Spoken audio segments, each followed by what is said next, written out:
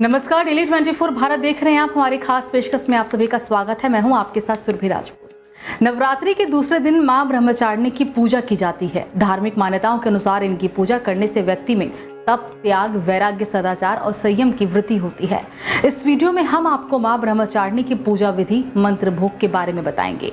साथ साथ मां ब्रह्मचारिणी से जुड़ी पौराणिक कहानी के बारे में भी बताएंगे। सबसे पहले पूजा की विधि समझ लीजिए। पूजा विधि: शारदीय नवरात्रि के दूसरे दिन ब्रह्म मुहूर्त में उठकर स्नान करें। स्नान करने के बाद साफ सुथरे कपड़े धारण कर लें। मां को फूल, अक्षत, रोली, चंदन आदि चीजें अर्पित करें। धूप दीप जलाकर भक्ति भाव से मां के मंत्रों का जाप करें और आरती करें।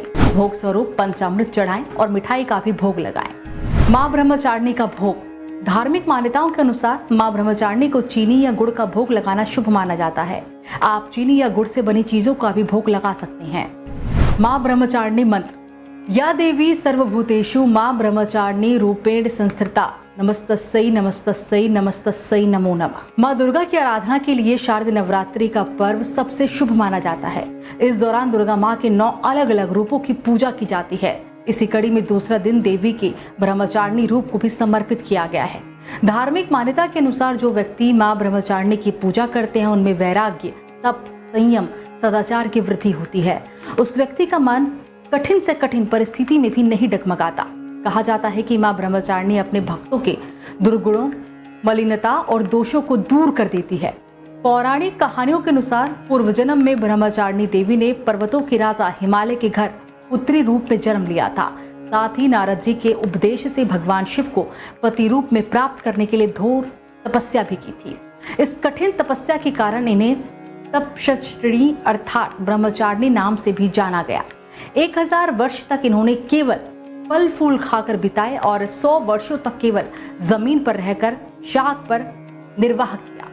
कुछ दिनों तक कठिन उपवास रखे और खुले आकाश के नीचे वर्षा और धूप के घोर कष्ट भी सहे। 3000 वर्षों तक टूटे हुए बिल्व पात्र खाए और फिर भगवान शंकर की आराधना करती रही। इसके बाद तो उन्होंने सूखे बिल्व पत्र खाना भी छोड़ दिए। कई हजार वर्षों तक निर्जल और निराहार रहकर तपस्या करती रही। पत्तों को खाना छोड़ देने के कारण ही इनका नाम अपर्णा नाम भी पड़ गया। कठिन तपस्या के कारण देवी का शरीर एकदम क्षीण हो गया। देवता, ऋषि, सिद्धगण, मुनि सभी ने ब्रह्मचारिणी की तपस्या को अभूतपूर्व पुण्यकृत बताया, सराहना की और कहा कि हे देवी, आज तक किसी ने इस तरह की कठोर तपस्या नहीं की। ये आपसे ही संभव थी। आपकी मनोकामना परिपूर्ण होगी और भगवान चंद्रमौली शिव जी तुम्हें पति के रूप में प्राप्त होंगे। अब तपस्या छोड़कर घर लौट जाओ। जल्द ही आपके पिता आपको लेने आ रहे हैं। माँ की कथा का सार ये है कि जीवन के कठिन संघर्षों में भी मन विचलित नहीं होना चाहिए। माँ ब्रह्मचारिणी देवी की कृपा से सर्व सिद्धि प्राप्त होती है। इस खास पेशकश में फिलहाल मेरे साथ इतना ही। आप देखते रहिए डेली 24 भारत। नमस्कार।